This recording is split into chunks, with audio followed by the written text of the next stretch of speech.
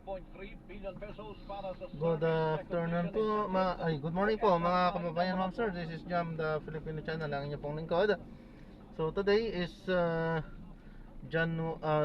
February 4, 2026 at tayo ngayon ay andito sa may Avida Towers, Cloverleaf, Tower 2. Dito yan sa may Balingasa, Balintawak, Quezon City. At dadalhin po natin yan sa may MCU FDT building sa may General Rosendo Simon Street, Barangay 84, Morning Brace, Caloocan po yan.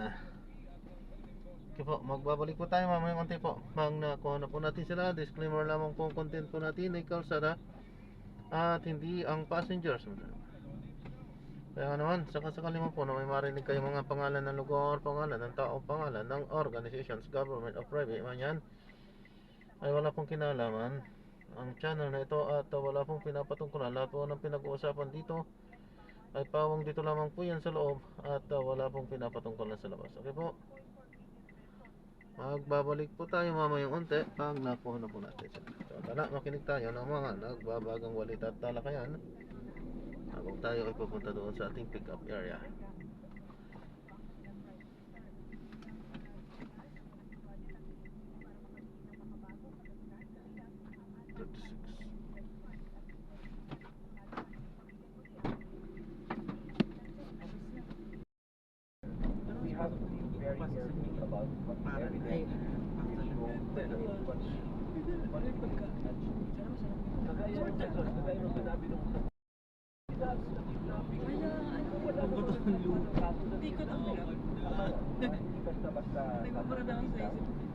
Para malinawan din na kababayan kapag may impeachment na impeach ang isang opisyal. Sabay pa kamo sa quiz, ano lang yan. Pero ano lang, pasok kayo naging Just because na we did not remove her from hindi sabihin meron lang pinangawakan na ilalatan o kaya ang mga congressman na nag-endorso ng impeachment complaint na ito. And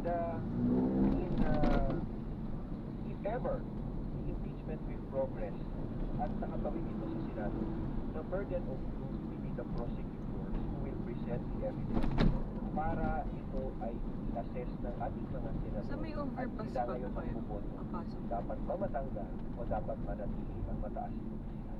Are you ready to reveal kung ano ang hatol mo sa impeachment complaint ng dalawa? May sustansya ba o wala? I won't preclude the paniyatin ako sa ating chairman na hindi pa binubuksan. Ito po. Pero sinasabi ko lang na maganda na nasuri ito ng mabuti para hindi na kami questionin. There have been issues that we are saying that we are against the ruling of the Supreme Court. So na-drop na natin sila. Maraming salamat po sa panonood. Hanggang sa muli po, ingat at God bless. Paalam po muna. There have been cases where Pansamantala, tayo ay gagawa na ng ibang video sa ating susunod na mission. Layo dito. Paalam po. So this is Jam pa rin, the Filipino channel. Ang ipong likod. aantayin na para matuwid ang ating safari. Gagawa na po natin ng ibang video at sa susunod na mission. Sabi natin full time, ang mga tao ang tagal na naghihintay. Impeachment na naman, ano ba mangyayari dyan? Anong masasabi mo na kailan ba tutuldukan ito? Dapat matuldukan din ito, Doris. Hindi ito maganda para sa ating bayan, hindi maganda para sa ekonomiya. Ngunit habang may nagpa-file ng impeachment complaint at may nakikita ang ating mga kababayan na pwedeng paglabag sa saligang batas ng mga matataas na opisyal, lalo na kung may kasamaan talaga silang ginawa, dapat may impeach. Because this is the protection that our country has installed in our constitution. Basta gamitin lang ng tama at maayos lang ang magsasagawa. This is a pillar of democracy. Nakakapagod nga, totoo yun, pero kailangan namin gawin at mas maaga nating matapos ito, mas mabuti para sa lahat. Yung impeachment kay Vice President Sara Duterte, looking back with the decision of the Supreme Court, pwede pa rin ba sabihin na na-impeach siya o dahil null-and-void yun, never siyang na-impeach ng House?